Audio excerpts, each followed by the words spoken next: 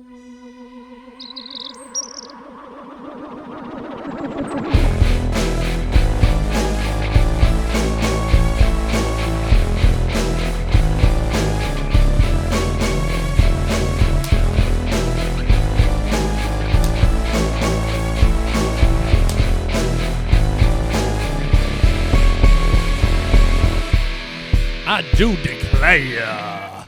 do declare, Madam Congress,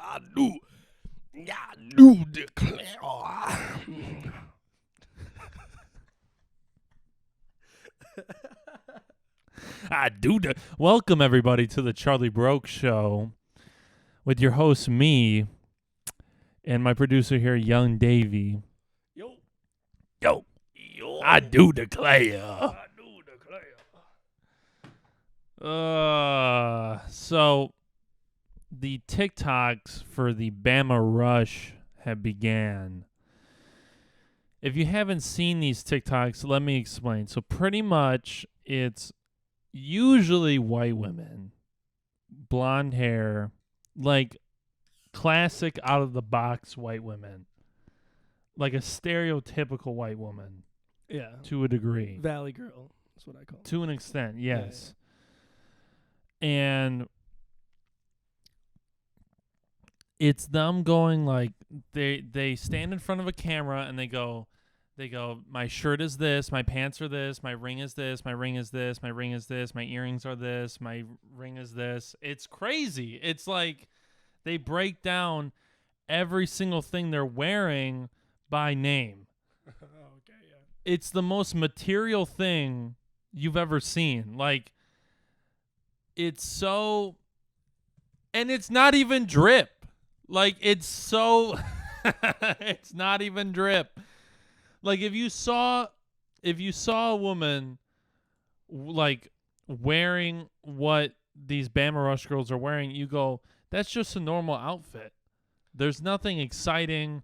There's nothing groundbreaking. There's no real character. It's stale. It's out of the box. It's just like you're wearing some rings, you're wearing a nice top, you're wearing a skirt. Who gives a shit? You know? Is that, you seen that? Yeah, where they open the door and and there's a bunch of demons on the other side. They're all white. They're all Alabama Rush Week is the white demon. You know that video where they open the door, like they're all doing the clap and they open the door and they're all like chanting the songs? It's Satan. It's literally Satan. It's scary. That's what it is. And people look at these videos and go, I want in, which is even more terrifying. Yeah.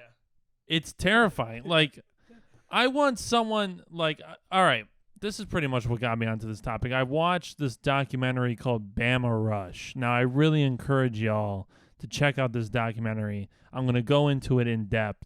Pretty much what it is that it follows some girls that are trying to go to the Alabama State University and join a sorority. That's what it is in a quick summary. But you realize that, you know, there's so much prep work involved. These people are getting counseling on how to answer the interview questions properly. They're getting, counseling on what they should wear. They're getting counseling on what their character should be because they're applying for a job. Yeah. Day one in college. Yeah. They're really applying for a cult in a weird way. Yeah, 100%. Because if you're trying to join a sorority or fraternity and you have to completely give up portions of your character in order to join, you are joining a pseudo cult.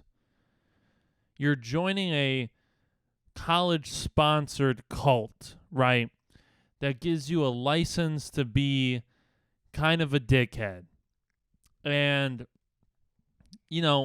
I get, everyone talks about, you got to go to college and get the college experience.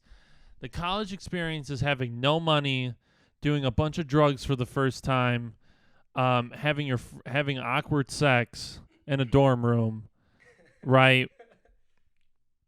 being, you don't know how loud you're being.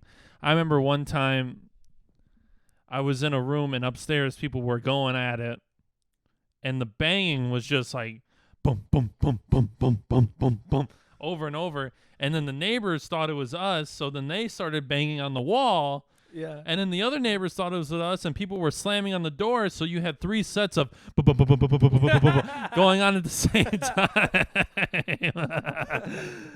And we weren't even the people having sex. I just got all the negatives of it. College should be about you making mistakes, having a pregnancy scare,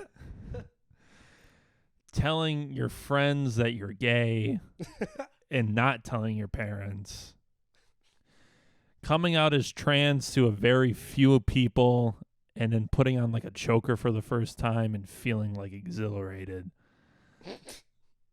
That's what the college experience is about. College experience is about drinking too much, blacking out, waking up in a stranger's bed, not wondering how you got there, leaving very quietly through a can-riddled room, through a can-riddled living room, out a very squeaky door, and on your way out, there's both the roommates sitting on the couch playing Xbox. They acknowledge you, you acknowledge them. There's no words said between you. You just kind of get up and leave. The college experience is running out of money and figuring out that you might not want a degree anymore, that you might want to start an OnlyFans, that an OnlyFans might be a better direction for you than getting a college degree. And 9 times, I'm going to say this right here on the podcast, 90 out of 100 times, you're probably right. Like, if you got the goods, you do make an OnlyFans. The only problem with OnlyFans is that it doesn't have insurance. That's like the only negative. Otherwise, you're free as a bird. You got no bosses. You got a good salary. You work hard at it. You realize college ain't shit real quick. There's an article out there about medical students that were trying to be doctors. Like, these women started becoming cam girls because they couldn't afford going to medical school. Mm-hmm. Now, it might not sound like it, the American dream. No, I was going to say that sounds like America. That's America. Yeah. It might not, some of you might go, that's material conditions that are making somebody do something they might not want to do. Correct. Welcome to America.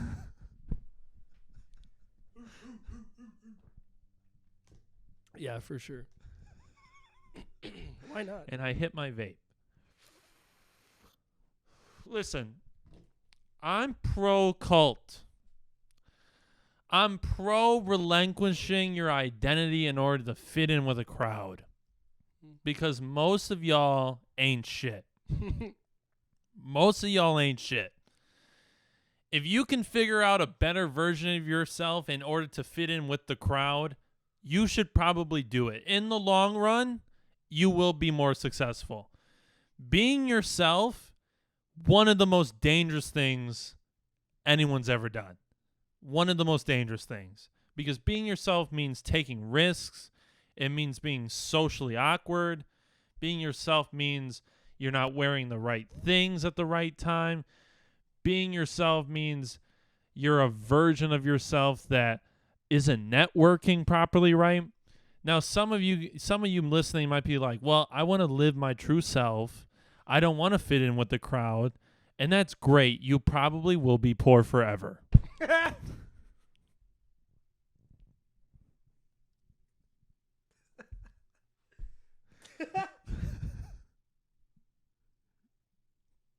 That's all I'm saying. That's all I'm saying.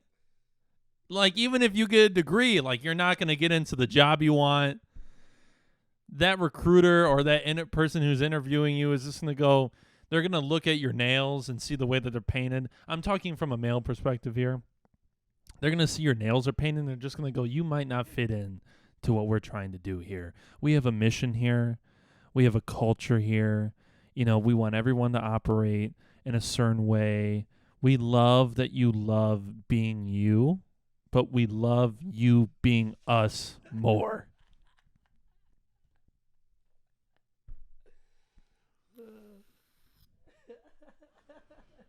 That's what it comes down to, people. I'm sorry. I'm sorry. It's the reality of America. You might hate what I'm saying, but I'm telling you the truth. I'm telling you, I'm sharing a secret with you. Don't be yourself, right? Go to Alabama State University and try to fit in with these monsters, right? Because these monsters come from families with a lot of money, and they got a job lined up for you at the end of that 4 years. And that's what really gets you ahead in this country. Pretending you're something you're not. Pretending you're something you're not to get what you want. That's the motto of the day. Pretending you're something you're not to get what you want. Because at the end of the day, getting what you want is more important than being yourself.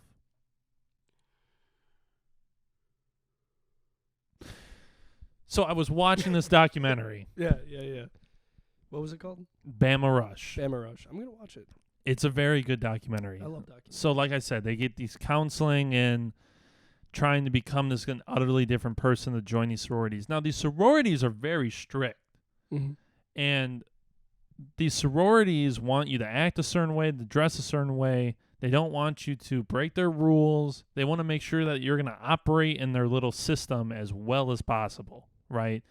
They don't want anyone missing out on rent, right? They don't want because the sorority dues are expensive. Sorority and fraternity dues can be very expensive. Yeah. So they don't want anyone missing rent. They want people who can afford to be in their group. They want people who are going to look like they're from their group, and they want someone who's going to rep their group until they die. Right? Gang shit. They probably do have signs too. They're like, blood in, blood out whatever, at the Bama Rush sororities. I have met full-grown adults still repping their frat. Ride or die, 40-year-olds, brother. Yeah, Theta Chi, bruh. Yeah, I have met them. It's true, because it was a big part of their socialization. It's the peak of their socialization. Right. Yeah. So I'm watching this documentary. I'm taking it all in. I'm reading into it the way I read into things. I'm learning about how much I am kind of glad I dropped out of college simultaneously. You know, but there's one interesting part of the documentary where it starts diving into this thing called the machine. Now, we have an article brought up here. Could you read what the machine is for me, Davey? There's a lot. You want me to just read the history part? Sure. The Alpha Rho chapter was illegitimately founded with formal permission of the society, whatever that really means. In 1902, it contacted the governing authorities of the society. The Alpha chapter at Wesleyan University was accepted as a legitimate chapter. It was subsequently accepted by the administration and university community in 1905. The chapter hosted its first annual promenade, which was a successful public event. In 1909, on February 14th, that's Valentine's Day, the Alpha Rho chapter created a new society, this one for members of the senior class, called the Skulls. Does that sound familiar? Let's get it. Let's keep going. The Skulls replaced the Theta Nu Epsilon chapter. Both the earlier and later organizations were publicly recognized by the university and appeared each year in the university yearbook. The Skulls were considered a legitimate student group until 1922. The organization officially ceased to exist at that time. Esquire devoted its April 1992 cover story to an expose of the machine. So, pretty much, to break that down, Alabama State University has a secret society of fraternities and sororities behind it. And it's been there for a very long time. Now, it's very interesting that they call themselves the Skulls. A lot of these secret societies at these colleges become very dark. They become dark. They become borderline satanic. You know, they do real rituals. Now, some of you might think I'm talking on my ass, but just wait. There's more to this episode as we go on. Right? They don't exist. They exist in the shadows. Now, the machine at Alabama State University has representatives from each fraternity and sorority, usually made up of those of the most influence. People of the richest families are sent to the machine, and they conduct business there, pretty much how to control the state university in that whatever way they can. They have a student for governing bodies. They choose candidates that they approve of to run, and they usually have them win. Now, there's people going to Alabama State University who want to be politicians, and they're joining sororities and fraternities with the intention of becoming politicians. They're getting into these groups like the Machine because they're practicing real politics, if that makes sense. Because the modern day political system is about secret groups in the woods playing weird games. Like, what are they called? The Owl. Let's come on. The Moloch. Yeah. Yes. Moloch, yeah. But where is that at? Oh, something Grove. Bohemian Grove. Bohemian Grove. Yeah. Right? And if for those who don't know about Bohemian Grove, it's a yearly Alex Jones in the 90s, I believe, exposed Bohemian Grove as this weird ritual that a bunch of politicians and sometimes celebrities go to in the middle of the woods in Bohemian Grove in California, I believe, where they sacrifice a fake effigy of a child to the god Moloch. Why? No clue.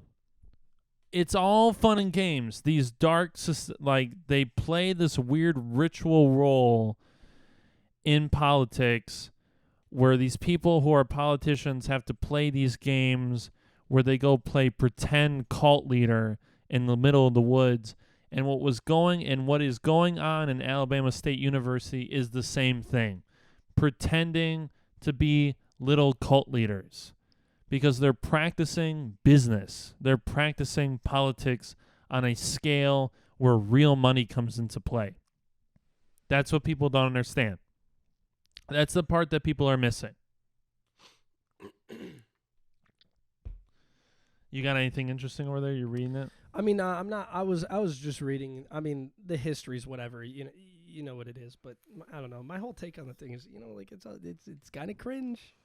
It's just a little cringe. I don't know. I can't imagine doing some eyes wide shut shit, and like your homie goes and you're like, cause bro's like, by the gods that deceive us. Like, and there's like a virgin in a big circle. Like, it's kind of cringe. I don't know. Pretending pretending that you're in a cult, or you're in a cult but you're not serious about it, or you are serious but you're not killing anyone.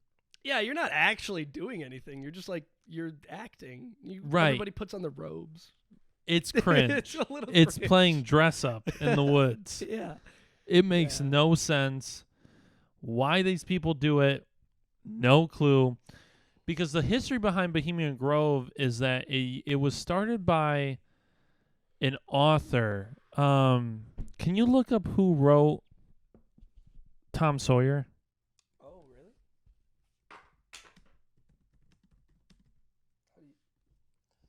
Mark Twain. All right. We should have known that. Yeah, we should have known We that. should have known that. Look up Bohemian Grove Mark Twain. Because I'm pretty sure Mark Twain started Bohemian Grove.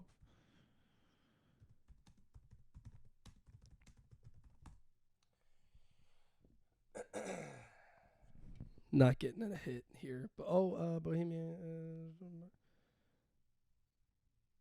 His name comes up, but it doesn't say anything. Mark Twain did not sacrifice babies to Moloch. Thank you. That's what came up on BBC. Really? Yeah. No, it came out Smith on College. Smith College. Oh, my bad. So, But I'm pretty sure Mark Twain, an author of some sort, started the Bohemian Club as kind of a very liberal getaway for influencers, celebrities, at the time.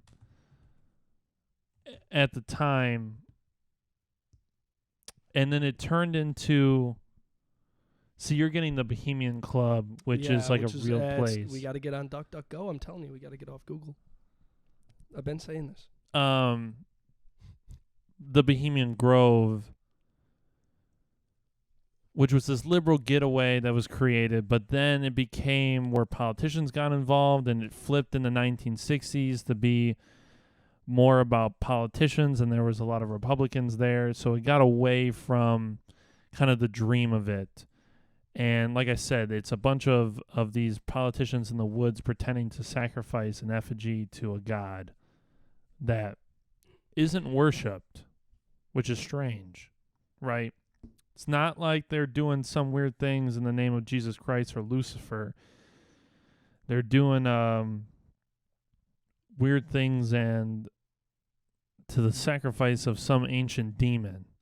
So, yeah, private campground in Monte Rio, California. Bohemian Grove hosts an all-male social club of rich and powerful members who want to misbehave. Now, Nixon went to Bohemian Grove, and there's a video out there commenting on it where he pretty much calls everyone from San Francisco a bunch of F words because it becomes very gay. There's prostitutes involved.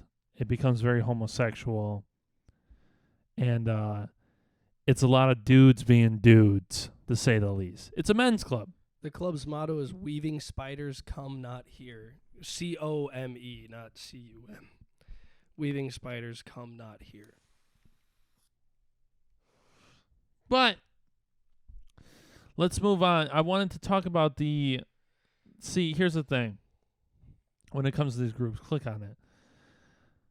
It's very interesting because let's look up this. Now, we're going to look up the fraternity at Yale. Now, Skull and Bones. See, we never talked about this on the podcast. See, Skull and Bones is a illegitimate fraternity in a secret organization out of Yale called the Skull and Bones, which is a secret society, pretty much has bolstered a lot of famous people. Now, the Bushes were assumed to have been in the Yale Skull and Bones. They actually think that George Bush Sr. stole Geronimo's skull out of a museum in order as some sort of practice to join the Skull and Bones secret society.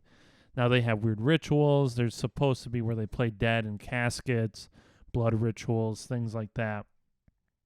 But again, it's a playground for politics, for big business, to play in these secret clubs.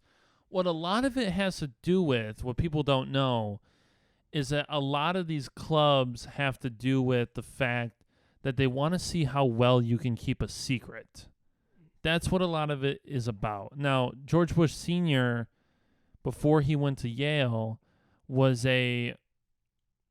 he was in the military, I believe in the Air Force during World War II. And he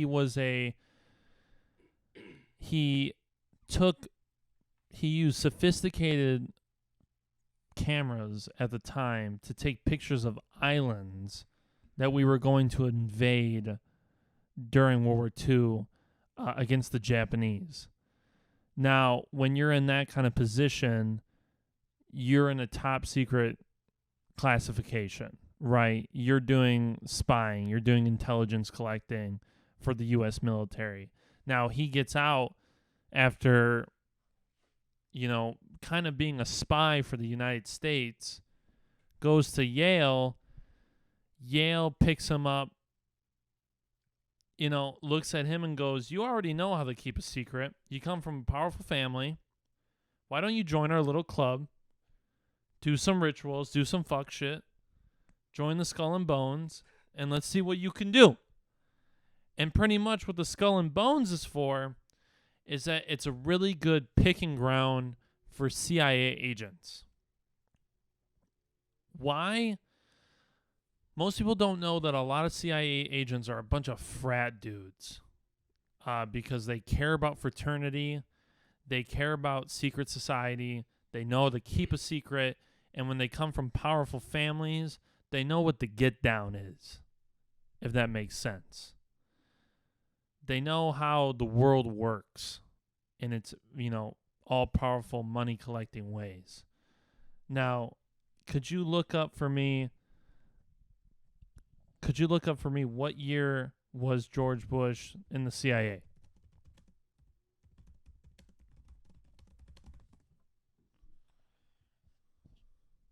Uh, 1959. Right. And was involved in the Bay of Pigs invasion of Cuba in 1961. Yeah, and in 1964, I can't see the rest of this, but I'm assuming it says that he left. Now, I encourage you all to read a book called The Family of Lies, because if you look up the book Family of Lies, read that book. It's a fantastic book all about the Bush family. You learn that George Bush Sr. was actually the CIA director during the same year that JFK was assassinated. But it was kept secret. It's pushed under the rug. The document that actually found out that George Bush was the acting director of the CIA during JFK's assassination was hidden away. It was found in a college in San Francisco, I believe, in California, I know for sure, in their documents room while another reporter was trying to do digging up on the CIA, specifically on the assassination of John F. Kennedy. And it was hidden so much that they actually had somebody hired at the CIA named George H.W. Bush. They had someone hired named George H.W. Bush who was a different role in the CIA so that they could say that it wasn't the same George H.W. Bush. But in the book, you find out that it actually is, there's two George H.W. Bushes working at the same time. And one of them is what would become the President of the United States. Yeah. The big point I'm trying to make here with Alabama, with the Skull and Bones, with George H.W. Bush, is that America has systems of recruitment. America needs people to join the military. They need a certain amount of people to go to colleges. They need a certain amount of people to be politicians. They need a certain amount of people to be in the CIA. They do. And each of those systems, to get people into them, are different. And what caliber of people are joining those groups are different. There's a reason why we don't have free college in the United States, and that's because we need people to join the military with the idea that they're going to get free college after 4 years of service. Why is that? Because the U.S. military is the greatest driver of putting people from the lower class to the middle class. And the United States needs recruits. And the United States has, I think, the lowest recruitment rate they've ever experienced, which is right now. I'm almost positive that is true. Yeah. People aren't joining the military. They don't trust the military. They don't believe the U.S. military is the good guys. People don't believe that there's a cause worth fighting for that the U.S. military is getting involved in. So people aren't joining the military. And the people who are joining the military are either, in my opinion, I'm going to say the other version first. The people joining the military right now are either doing it for economic reasons to improve their lives, which I understand and support. Some people just have to do what they have to do. Like I said, pretend you're someone else to get what you want. And joining the military is that. For sure. To a T.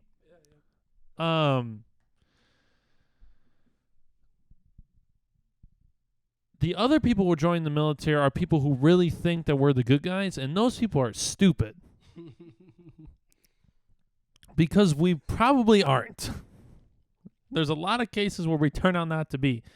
There hasn't been a really true good fight since World War II. Truly, where there wasn't anything odd going on.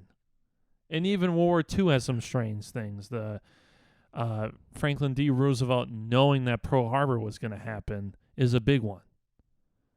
There was a letter written to Franklin D. Roosevelt before the Pearl Harbor attack happened, telling him it was going to happen, and they kind of ignored it. They ignored it and strategically had all aircraft carriers in the Pacific Theater out on training the same day that Pearl Harbor happened. They also had some of the top generals at the bases all on vacation or missing that day as well. It's actually very interesting. I did not know that. I would love to. World War II has so many. You could dive into so many things. It's such a rabbit hole. All I'm saying is that we have systems of recruiting. This country does dirty things. We need dirty people to work for the CIA that are willing to keep secrets and do dirty things. And one of the greatest ways to recruit that is through college fraternities and secret orders. To summarize, it is a training day for who's going to be the next president. That's what they are. And George H.W. Bush is one of the greatest examples of that. And like I said, if you want to dive into this more, the documentary is called Bama Rush, and the book is called Family of Lies. You watch that documentary, read that book, you go, oh, this is all connected. This is all the same thing. It's very interesting. What do we have for time? We're good. I just wanted to ask. You think Trump is like the only person that ever defy that? Trump is corrupt in a different way. Like that, but I'm asking, like, were they were like okay with it? Because they were like, well, we know he's like about it, but he's not in it, but he's about it in his own way. Yeah, that is a weird thing because Trump didn't go through the usual outlets to become president. Right. That is what makes him an interesting president because, yes, he's a businessman. He's a crook. There's a really good book on all about New York real estate, about how a lot of it is bullshit. A lot of it is for foreign nationals to hide their money, and bad people taking their money from other countries, investing it into the United States to hide it away. Mm-hmm. There's a lot of that going on, and Donald Trump's right in it. He's a real estate mogul. He knows how New York works. He knows who New York is really for. London's the same way. I believe 42% of London is owned by foreign nationals. That's crazy. Yeah, and is New York really? I think New York is 35. Yeah, that's insane. What do they just buy a warehouse or whatever and just empty? Like, yeah, it's just empty. It's empty. They buy these beautiful penthouses. There's no one living in them. Yeah, it's all to hide money away. Yeah, interesting. There's videos on TikTok about people going into these developed buildings. They walk right in. They pick a floor. Nobody's securing it. Nobody's in these buildings. They don't need security because there's nothing of value in it. Yeah, there's nothing going on in the building. It's an empty building. There's a lot of those in New York. Interesting. Do they have squatter rights in New York? I believe so. I think they're secured enough to where they're not, there's not homeless people like filing into these buildings to live in them. Now, it would be a good solution if the United States went, hey, you can launder your money here, but we know you're not going to live here, so we're going to just put like 20 motherfuckers in here. Yeah, why the fuck not? Yeah. If I was homeless and they were like, yeah, you have your own elevator. Right. I'd be like, okay, because I'm strung out. I'm like, sure. Right. What'd you ask? Just about Trump, but like even more to that like with Hillary too. Like, is she there by association, or are her and Bill sort of like were they always a power couple? I think I think it's House of Cards, power couple. Yeah, I sure. do think House of Cards is based off of them. It is. Like I believe it is. Yeah. Yes. Yeah. It makes sense. I mean, by the second season, they killed like 5 people, and like 3 of them are reporters, or maybe only 1. I don't know. I don't remember it, but I think there's some politicians out there that do it by the books. yeah. Well, then they never like Bernie. What Bernie did it by the books. Bernie does it by the book. I'm saying there's politicians out there that don't have a dark history. Yeah. You think Bernie would be a good example of that? Of not having one? Yeah. Yes. I think Bernie probably doesn't have skeletons in his closet. And they get about as far as Bernie got. And they get about as far as Bernie got. Yeah, exactly. Yeah. Exactly. Joe Biden wins. Joe Biden plays by the rules. He plays by the books. He's not radical. He's a safe candidate. He's been in government forever. Good smile. He's in on it. You know what I mean? Like these we were talking about this. People don't realize that America has dynasties, but they're just not in name. Yeah, was that last episode? No, that was us talking about it a few nights ago. Oh, we're just talking about it in your room. Yeah, yeah. America has dynasties without names, which people don't understand.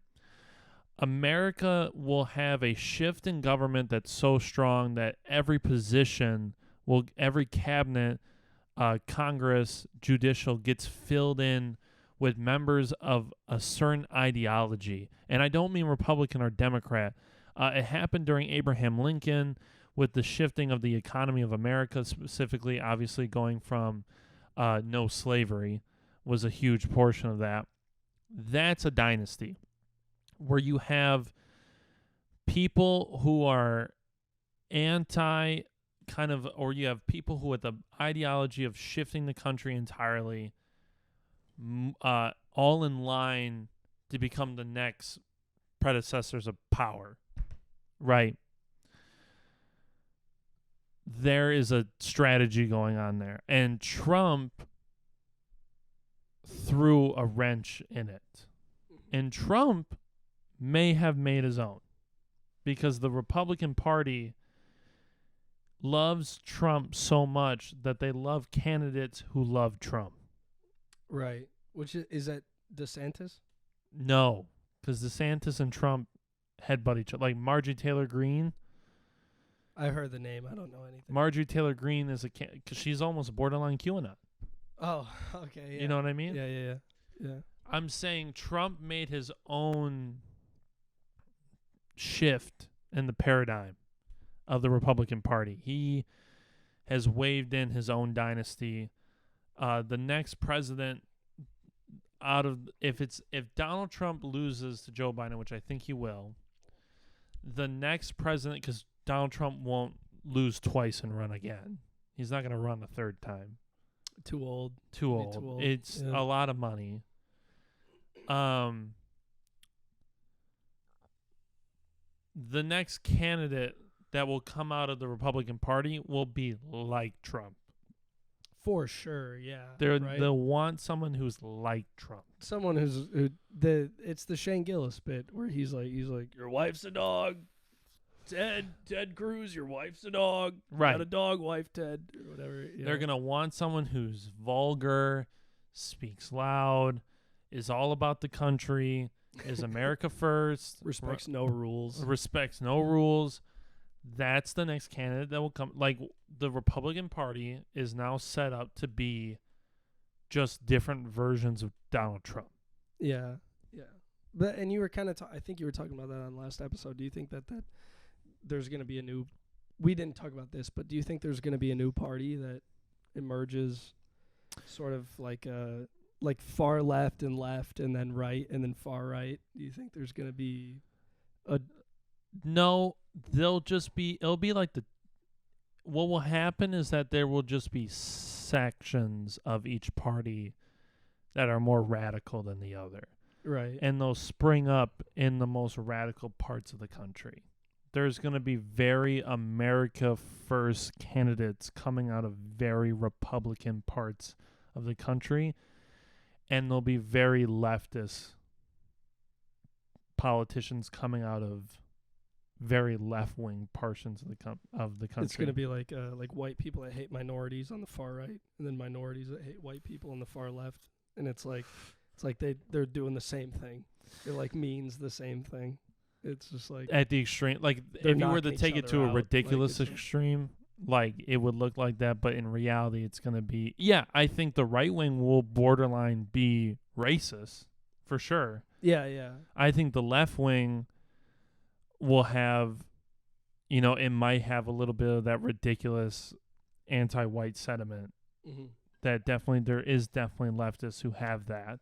Yeah, for sure. Yeah. White people have that. There's some white people who have that. A lot of them, it seems, online anyway. But we'll just have to see. I don't see any new political parties springing up anytime soon. If there was a political party springing up anytime soon, it would be in such a grassroots form right now. Well, the Green Party is not. They're not going anywhere, right? No, the Green Party's not going anywhere. What the even Libertarian Party's not going anywhere. Is that what it is? It's libertarian? No, the Green Party, the Libertarian Party, there is a Socialist Party of America. There's a Communist Party of America. There's, you know what I mean? What is the Green Party, though? I don't really know. I know that it was Jill Stein, right, last election? It was Jill the Stein. Green Party? Yeah, I know that much, but, I mean, what? You get like 1% of the votes. I mean, it's like, like, fuck, like, what are you doing? They're not focusing on, if you wanted to make a new party in this country, you would start out by having like a state congressperson coming out of like Wisconsin. Well, you know what I'm saying? I don't know about that. It wasn't our last governor like. No, I'm not. I'm sorry, on a small level, like a state representative. Okay. Coming out of like Milwaukee. You're not talking about like a mayor. You're talking about like like an alderman. You're talking. No, like not even an alderman, because aldermen really shouldn't be political. Yeah, well, yeah, okay. Yeah. They should play a neutral role in government. A mayor can be political for sure. The bigger the city, the more political they are, I'd say. Yeah, which is fair. Yeah. But yeah, no, I think if a political party wanted to start in the United States, they would have to start by becoming a mayor of a big city in a state. They would have to become state representatives. They would have to become state senators. Then they would have to work their way up to being, once the party has a name for itself in that state for winning elections and doing things people want, then maybe they could start being where they could have a senator represent them in Congress. Yeah, was Jill Stein not? She was going for president. She didn't hold office before that? I don't believe so, no. She's just a person? She's just a dude? Just a dude saying things? I don't know what her background is, no. Interesting. That's another topic. I don't care to get. That's probably a rabbit hole. What we have for time? Oh, we're good. Stop worrying about it. We still got something else. What was this other thing we got? What is this? Oh, so today this recording is September 1st. If I'm a good boy, this podcast comes out on September 1st. No way. You think? The audio can come out, but the video probably wouldn't come out till midnight. Yeah.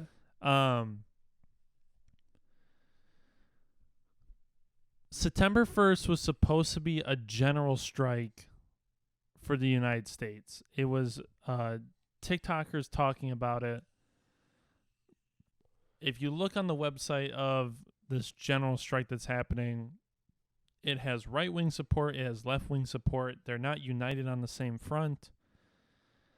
It's very confusing. Here's the thing.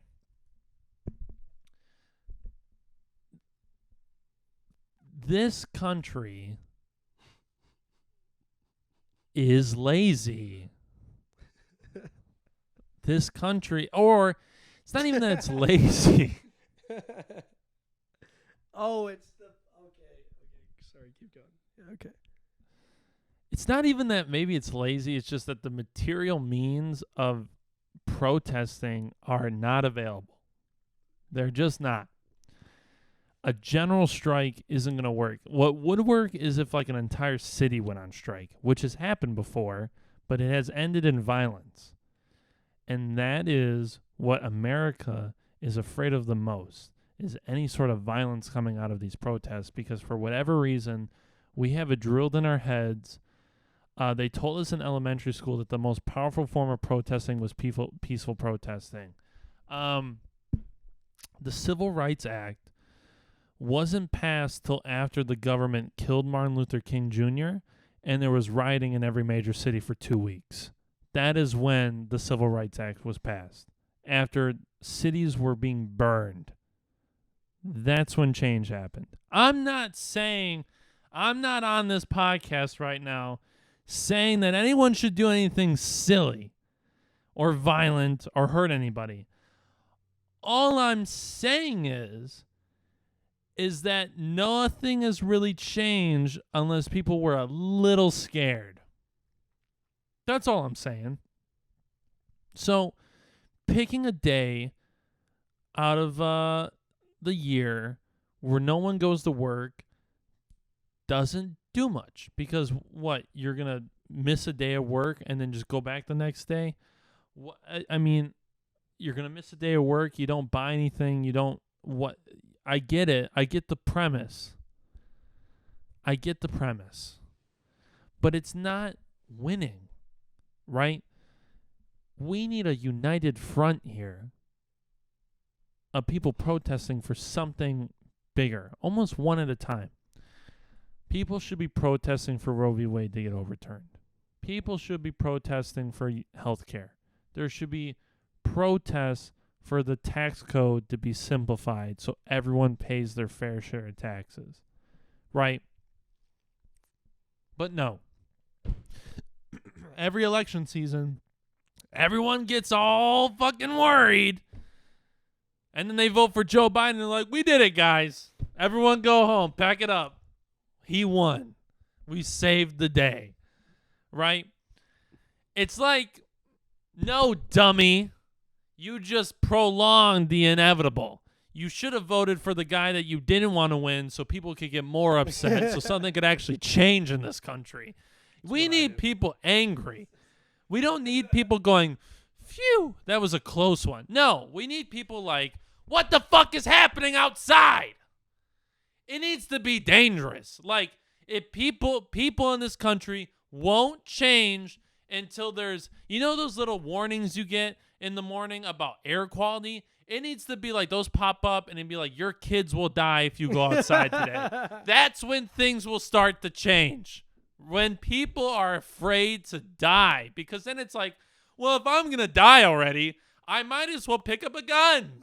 I'm not saying you should do that. But all I'm saying is that one's going to work every day is like the Oregon Trail, where there's raiders at the door, famine, the possibility of a plague, fire, hurricanes that are bigger than we've ever seen before.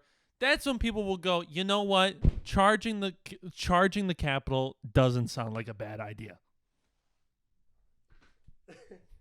You're right. That's when things will change. Some little bullshit strike where you get all your friends together to stand out and look like dumbasses ain't gonna work. We need something real, people. Something scary. Something a little mean. Something with teeth on it, right? There's a reason why the Black Panthers marched with guns. Because it was the scariest thing that white racist politicians have ever seen before. It was so scary that they passed gun control. That's how scary it was. And what happened? Change happened. Albeit they killed and arrested some of them. But guess what? It's the price to pay for freedom in this country. The chances that you might go to jail or the chances you might die, right? 3% of this country fought in the revolution. Only 3%. It only takes that many people to scare the shit out of the United States government. That's all I'm saying. And I'm not wrong. I'm sure you're not. You usually never are.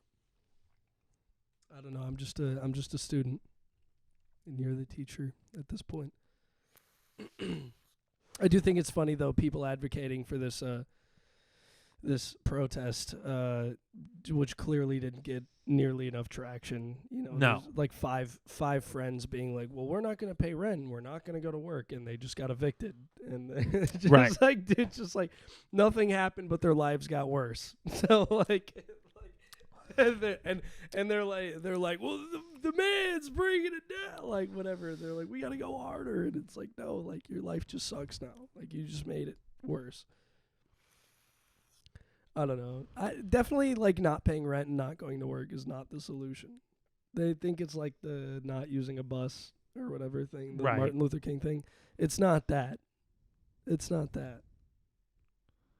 That's like, yeah. I don't know. I'm dumb. I don't have words for it, but like all three of these people got evicted.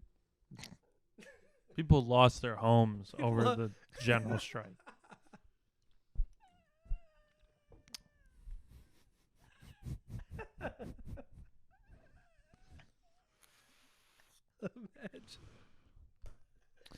Imagine just one person in front of Congress that gets sprayed down with the fire hose.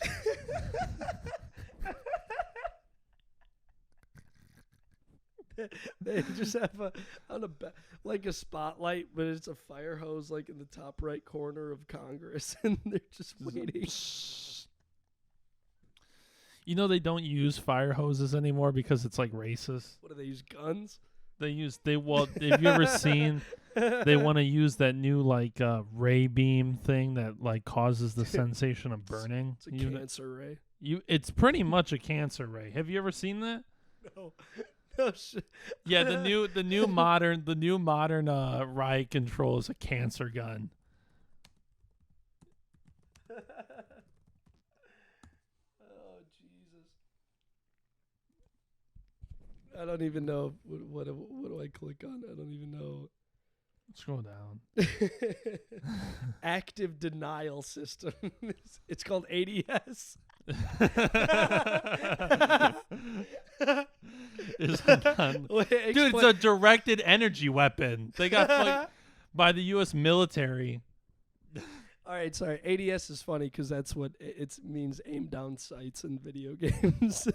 Designed for area denial, perimeter security, and crowd control.